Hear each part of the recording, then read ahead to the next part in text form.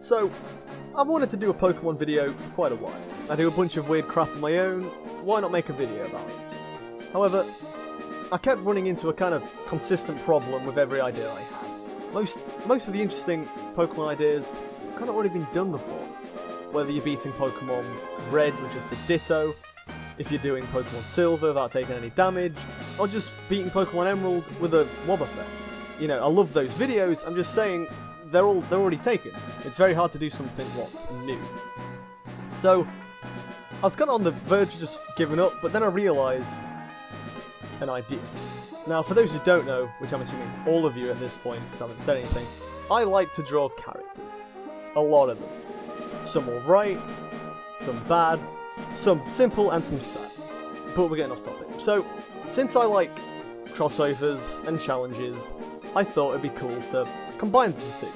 So, this challenge is, instead of beating Pokemon with just one Pokemon, I'm beating it with one of my characters, my OCs if you will. I thought, you know, I've never seen anything like this before, it'd be fun. So, for this challenge, we're using a character, a goat, basically. Ain't he cute? He's not literally a goat, you know, there's some discrepancies you might have noticed, but either way.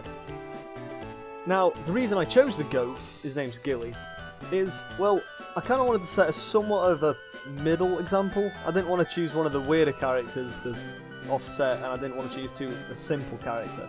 I feel like just a goat, you know, Pokemon's pretty much animals with magic powers anyway, what's so wrong about a goat? So, now we got the goat, we're ready to start. And to kind of set off kind of a running theme throughout this whole playthrough, the goat takes down the Zigzagoon in just one shot. And as you soon will notice, he takes the rival down in one shot. This is going to be a running theme. Now, Gilly has super power, or pure power. That's always because, well, Gilly's always been a character to me, you know, and in my eyes, he's always been this power-eccentric character. I feel like I should also explain the reason he's normal and dark is because he's got a demon inside of him. But I won't spend like 72 hours blabbing on about this character's backstory. You're here to watch Pokemon. Now, whilst we're on the topic of blabbering on and wasting time, I'm just going to mention I'm not going to show off every single step of this adventure, as you're soon going to learn, Gilly's kind of a beast. And I feel like I don't want these videos to be incredibly long. Like, I feel like if you take my word for it when I say Gilly knocked out all the trainers, we're now at this gym battle, I feel like, you know, I get nothing out of lying about that. I'm just pretty much going to show the main battles, at least for this challenge, and it's going to be pretty clear why soon enough. Now, speaking of that first gym battle, well, it was a train wreck, to put it lightly. Now, I feel like it's best to say easy on that it's the same for Gen 1 challenges as well, is that you can pretty much put all challenges in around two categories. Challenges what are going to beat the first gym easy, and the ones that aren't. Pretty much all challenges are. Because although Gilly does have pure power, he does only still know normal type moves, and against 3 rock types, well, he's going to struggle a little bit. And I should also mention that I'm not specifically grinding in these challenges. I want to make sure I'm not killing any more trainers than I should. I don't want this to be, let's over-level the challenge, because, well, then there's no question if you can beat a Pokemon, you know, just, like, of course you can beat it with a level 100 guy, you know? So I feel like I'm trying to beat these as low possible, just so it involves a bit more strategy just other than leveling up. Plus it makes it a bit more consistent doing it through with the other challenges, like, just so we have a level to, like, band it to, like, this guy got higher than this, they just got that higher than that. I'm rambling at this point. The main thing I'm trying to say is, Roxanne was a bitch to get past. So much so, there's not really much more I can say other than I attacked it, it didn't do enough damage to knock it out, the Geodude threw a rock at me and it killed the goat. So, I kind of have to immediately go back on my rule and just immediately start grinding off other trainers. And to be fair, even that wasn't really giving me the best kind of results. I had to level up to level, I think it was 14 to try again, and then not even that worked, so I had to go up to level 50. It was an honest mess. But to be fair, once we toppled Roxanne, I'm going to say this now, a good 89.2% of the game was a complete breeze. And speaking of breeze, Brawly. Now, I was actually kind of worried about Brawly as well, being fighting double strong to my normal and dark, but Gilly just kind of one-shotted it all. He learned Shadow Punch, because, you know, Demon Girl or whatever, but again, I kind of, you know, I didn't really think too much about it. He was just press A 3 times and you win kind of deal, and kind of sadly, that is kind of a theme throughout the whole thing. Well, until immediately we go to the second rival battle. The hardest one, in my opinion, in the entire Emerald. And, well, yeah, she was a complete breeze as well. I mean, even the Combusken, I outspared and just one-shot in one hit, and that was it. And the worst part about this challenge is, honestly, the lack of a challenge. There wasn't... I kind of did this to see what strategies using a non-Pokemon would be in Pokemon, but honestly, it was just use the appropriate attack and win. I mean, at least Watson gave me somewhat of a challenge, and I didn't beat that on my first try because of a Magneton, but even then, the first 2 Pokemon down in one hit, Magneton, it was tedious, sure, but again, I got a lucky crit, and the Manectric didn't pose a threat at all, and that was it. The first 3 gyms were nothing. Breathing is harder than that, you know? I have now just realised I'm getting angry because the game isn't hard enough, but either way. Now, while fighting Maxie, I kind of realised at least one problem with Gilly, although in the playthrough it didn't really come to play, and other than getting an unlucky magnitude 10, the Zubat knocked me out of all things. It confused me, and I just punched myself and died. And I kind of realised Gilly's biggest problem was he is somewhat frail, and he's got good speed and attack, but that's about it. But I'd argue that's all you need in a solo run, you know? They're the best traits to have. So I guess that paired with Pure Power, and I reset for the right nature, I feel like, you know, that's fair. That's probably why Gilly was so good, and I'm not specifically complaining about that. I just think it's definitely something to look into going forward for these, you know, making them actual challenges. Because going forward, I think it's fair to say I'm going to break off these challenges into 2 different types of challenges. One's where it's going to be a genuine, can I beat it using this character? And then the other ones are going to be a, how efficiently can you beat it with this character? Like, Gilly's definitely one of those efficiency characters. It's not a question if he can do it, the challenge should have been how, you know, the best way to do it. And sadly I didn't realise this whilst playing it, but I wouldn't say that's specifically a bad thing. That just means I wasn't doing it as quickly as possible. I was just kind of doing it for the sake of doing it. So now we have Flannery, the Fire Goyle. Is there anything much to say? Slugma and Numble were down. I was actually worried about Camerupt and Torkoal, you know, levels starting to creep up a little bit. I'm not being as over leveled, and the whole attract mechanic. But you know, since Gilly knows the obvious rule, bros before hoes, he didn't get tricked once. So, you know, a bit of luck is definitely required. I mean, I got past Watson and Roxanne with crits, so I won't complain. You know, Pokemon is just a somewhat luck-based game, isn't it? You know, it's why I love it and hate it at the same time, you know. They're just as likely to get crits just as much as I think, anyway. I never looked into it. Also, you might have noticed we just kind of beat Norman in the background, or at least in the process of. Yeah, honestly, a joke. I thought he would have had more than just one slacking, but double kick makes quick work of him. Not even worth bringing up. So for those keeping track at home, or just people who know Pokemon Emerald, that's 5 of the main gym badges, with only one of them kind of really requiring us to grind. And I've said this, like, what, 17 times now? Yeah, don't expect anything different. Even Winona didn't really pose anything. You know, I thought even at least Skarmory would probably give me a run, but no, he didn't. Just, you kick the metal bird and it goes down. And I never realised looking at it now, but its tail really looks like a can opener, doesn't it? Like one of those old-time ones. You know it's not, the run's not going that great when you're resulting to calling Pokemon inanimate objects and mispronunciation of said objects. At least Maxie's, what's this, like second battle, I get confused. At least that one, you know, proposed somewhat of a challenge. You know, Crobat knocked me out again. You know, anything quicker than Gilly is pretty much its weakness. But still, you know, I got kind of lucky with the Camerupt. You know, all the levels starting to creep up, but you could just get a lucky critical hit and knock it out in one shot. Yeah. Pokemon is just a lottery. Are you going to have fun, or are you going to throw your computer out the window? That's why I'm repeating myself. That's how lackluster this quote-unquote challenge really is, and hopefully the following challenges after this are definitely going to pick up. Also, you might have noticed Gilly learnt Flamethrower. That's an actual, you know, in one of the stories, you know, Gilly can breathe fire, and I don't know why, but I couldn't stop laughing at the idea that Gilly could breathe fire. I don't know why. It was just the best idea I've ever had, period. even better than this one. I mean, most ideas are probably better than this, admittedly. But still, I feel like I should also just stress now, characters can only learn TMs and level up moves if they're things what they could genuinely learn in their universe. You know, Gilly can only learn double kick because in his universe he can double kick, you know? Like later he's going to be able to learn Shockwave, and that's only because there was legit a point in a story where he summoned a lightning bolt, you know? I don't want to make characters be like, I'm not stretching the reality, like realistically you could do this, you could do that, like no, like I want to make sure that these characters are these characters 100%. They're definitely not, you know, Gilly isn't a Pokemon, he is still his own character. It's just seeing how well it can work in the Pokemon world, you know? And now we're on to Titanizer. Now, Titanizer is usually a problem for solo runs, as, well, it's a required double battle, and you can't have a solo run with a double battle, it's not how it works. But luckily I had a bunch of HM slaves in my team, so I could do it. Don't know why, but I accidentally brought them all with me, which I've never done that in any other gym before. I always pop them in the PC, but in this one I decided to bring all of them with me, and arguably, that you could argue that's why I won, but Gilly knows Mega Horn. Here we go, getting Horn.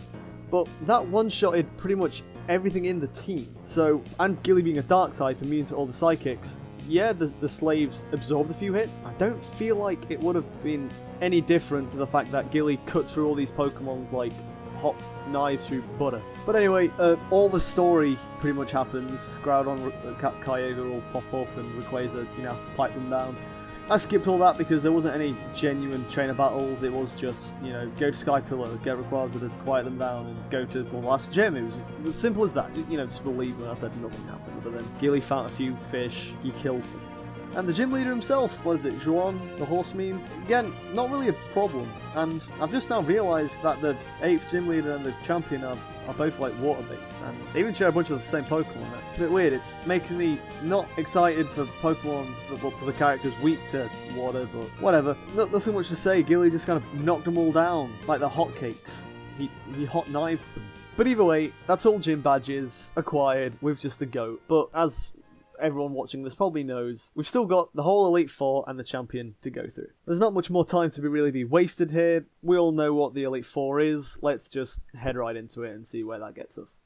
Now, starting off with Sydney, he didn't really worry me at all, being Dark-type, and Gilly knowing the kicks of the doubles. Didn't worry me even slightly. I mean, the Intimidate kind of sucked a bit, but again, I made quick work of all this team pretty quickly, to the point where I didn't even take any damage on my first attempt. I'm kind of running out of things to say near the end of this. When you guessed it, Gilly beat a guy. Woohoo! Now, funnily enough, all this stops with Phoebe.